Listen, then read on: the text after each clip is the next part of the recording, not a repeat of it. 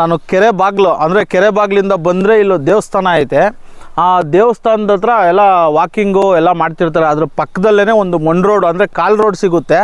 ಆ ಕಾಲ್ ರೋಡ್ ಹತ್ರ ನೋಡ್ರಿ ಒಂದು ಪಲ್ಸರ್ ಬೈಕ್ ಬಿದ್ದೈತೆ. ಅಣ್ಣ ಇಲ್ಲೊಂದು ನಿಮಿಷ ತೋರಿಸು. ಬೈಕಿದು Pulsar red colour, red black. ತಿರ್ಗಿ ಆಮೇಲೆ KA 50E D 2788 ಗಾಡಿ ನಂಬರು. ಒಂದು ಗಿದ ನೀಟಾಗಿ ನೋಡ್ಕೊಟ್ರೆ ಸುಮಾರು ಏನಿಲ್ಲ ಅಂದ್ರೂ ಬೆಳಗ್ಗೆಯಿಂದ ನೋಡ್ರಿ ಹಿಂಗೆ ಬಿಸಾಕ್ಬಿಟ್ಟು ಹೋಗೋರಂತೆ. ಅದು ಏನಕ್ಕೆ ಬಿಸಾಕವ್ರೆ ಅಂತ ಗೊತ್ತಿಲ್ಲ. ಇಲ್ಲಿ ನಾನು ಕೇಳಿ ಅಂದರೆ ನನಗೆ ಒಬ್ರು ಕಾಲ್ ಮಾಡಿ ಹೇಳಿ, ಅಣ್ಣ ಸುಮಾರು ಬೆಳಗ್ಗೆಯಿಂದ ಇಲ್ಲೇ ಬಿದ್ದೈತೆ ಗಾಡಿ, ಬಂದು ಒಂದು ಕಿತ ನೋಡ್ರಿ, ಅದು ನೀವು ಒಂದು ವೀಡಿಯೋ ಮಾಡಿ ಹಾಕಿ ಯಾರ್ದು ಅಂತ ಗೊತ್ತಾಗುತ್ತೆ. ಯಾಕೆ ಅಂದರೆ ಪಲ್ಸರ್ ಅಂದ್ರೇ ಭಯ ಆಗುತ್ತೆ. ಯಾಕಂದರೆ ಪಲ್ಸರಲ್ಲಿ ಹೋಗಿ ಇವಾಗ ಯಾರನ್ನ ವಾಕಿಂಗ್ ಮಾಡ್ತಿರ್ತಾರೆ, ಇಲ್ಲ ಒಂಟಿ ಹೆಂಗಸು ಹಿಂಗೆ ಹೋಗ್ತಿರ್ತಾರೆ, ಪಲ್ಸರಲ್ಲೇ ಅಟ್ಯಾಕ್ ಮಾಡಿ ಇವಾಗ ಚೈನ್ ಸ್ಮ್ಯಾಚರ್ಸ್ ಜಾಸ್ತಿ ಆಗಿಬಿಟ್ಟಿದ್ದಾರೆ ನೋಡಿ. ಅಂಥ ಪಲ್ಸರ್ರೇ ನೋಡ್ರಿ ಇಲ್ಲೊಂದು ಐತೆ. ಇದು ಏನಕ್ಕೆ ಯೂಸ್ ಮಾಡ್ಕೊಂಡಿದ್ರು ಅಂತ ಗೊತ್ತಿಲ್ಲ. ನಾನು ಮಾತಾಡ್ತಾನೆ ನನ್ನ ಹಿಂದ್ಗಡೆನೂ ಗಾಡಿ ಓನರು ಬಂದ್ಬಿಟ್ರು. ನಾನು ಗಾಡಿ ಓನರ್ನ ಕೇಳಿದೆ, ಅಣ್ಣ ಇದು ನಿಮ್ಮದೇನ ಗಾಡಿ ಅಂದರೆ, ಹೂನಣ್ಣ ಬೆಳಗ್ಗೆ 5:15 ಮನೆ ಹತ್ರ ನಿಲ್ಲಿಸಿದ್ದೆ, ಎತ್ಕೊಂಡ್ಬಂದು ಇಲ್ಲಿ ನೋಡ್ರಿ ಇಲ್ಲಿ ಹಾಕ್ಬಿಟ್ಟಿದ್ದಾರೆ, ಯಾರೋ ಕದ್ಬಿಟ್ಟಿದ್ದಾರೆ ಅಂತ ಹೇಳಿದ್ರು. ಬನ್ನಿ ಏನೋ ಗಾಡಿ ಓನರ್ನ ಮಾತಾಡ್ಸೋಣ. ಅಣ್ಣ ಯಾರ್ದು ಗಾಡಿ? ನಿಮ್ದಾ? ಗಾಡಿ. ಏನಾಗಿತ್ತಣ್ಣ? ನಿನ್ನೆ ನೈಟು ಗಾಡಿ ನಿಲ್ಸಿರೋದು.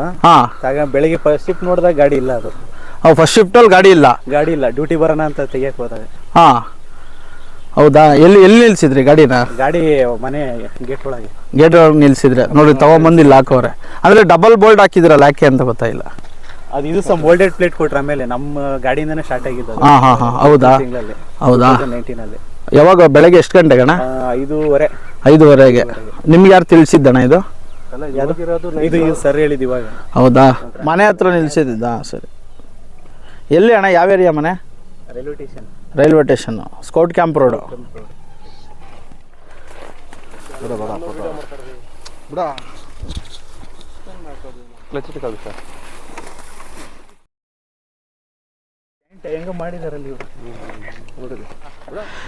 ಸ್ನೇಹಿತರೆ, ಈ ದಿನ ಏನು ಬೆಳಗ್ಗೆ 5:15 ಗಾಡಿ ಕಳ್ತನ ಆಗಿ ಕೆರೆ ಬಾಕ್ಲ ಹತ್ರ ಬಿದ್ದಿತ್ತು. ಏನೋ ಅವ್ರ ಅದೃಷ್ಟ, ಈ ಊರು ದಾಟಲಿಲ್ಲ, ಗಾಡಿ ಸಿಕ್ತು.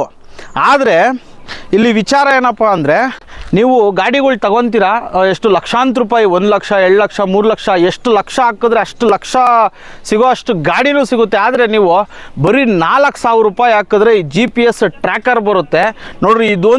ಇದೊಂದು ನಿಮ್ಮ ಹತ್ರ ಇದ್ದರೆ ಅವನು ಊರು ದಾಟಿಸಿದ್ರು ಅವನು ಎಲ್ಲವನೇ ಅಂತ ಗೊತ್ತಾಗುತ್ತೆ ನೋಡ್ರಿ. ಇದೇ GPS ಟ್ರ್ಯಾಕರ್ ಅಂತ ನೋಡ್ರಿ. ಇದರಲ್ಲಿ ಒಂದು ಸಿಮ್ ಬರುತ್ತೆ ನೋಡ್ರಿ. ಇದರಲ್ಲಿ ಒಂದು ಸಿಮ್ ಬರುತ್ತೆ. ಈ ಸಿಮ್ಮು ಮೊಬೈಲ್ಗೆ ಕನೆಕ್ಟ್ ಮಾಡ್ಕೊಬೋದು. ಇನ್ನೊಂದೇನಪ್ಪ ವಿಚಾರ ಅಂದರೆ, ಇದು ಚಾರ್ಜ್ಗೆ ಹಾಕ್ಕೊಬೇಕು. ಇದೊಂದಕ್ಕಿಂತ ಚಾರ್ಜ್ ಮಾಡಿದ್ರೆ 20 ದಿವಸ ಬ್ಯಾಟ್ರಿ ಬ್ಯಾಕಪ್ ಬರುತ್ತೆ. ಆಮೇಲೆ ತೆಗೆದು ನೀವು ರೀಚಾರ್ಜ್ ಮಾಡ್ಕೊಂಡು ತಿರ್ಗಾ ಹಂಗೆ ಫಿಕ್ಸ್ ಮಾಡ್ಕೊಬೋದು. ಇದು ಹೆಂಗೆ ಫಿಕ್ಸ್ ಮಾಡೋದಪ್ಪ ಅಂದರೆ, ಚಾರ್ಜ್ ಆಗ್ತಾ ಇದ್ದಂಗೆ ನೋಡ್ರಿ ಎಲ್ಲಿ ಅಂದರೆ ಇದು ಮ್ಯಾಗ್ನೆಟ್. ಇದು ನಿಮಗೆ ಗೊತ್ತಿಲ್ದಿರಂಗೆ, ಅಂದರೆ ಯಾರಿಗೂ ಗೊತ್ತಾಗ್ದಿರಂಗೆ ನಿಮಗೆ ಮಾತ್ರ ಗೊತ್ತಾಗಬೇಕು ಅಂಥ ಜಾಗದಲ್ಲಿ ನೋಡ್ರಿ ಇದನ್ನು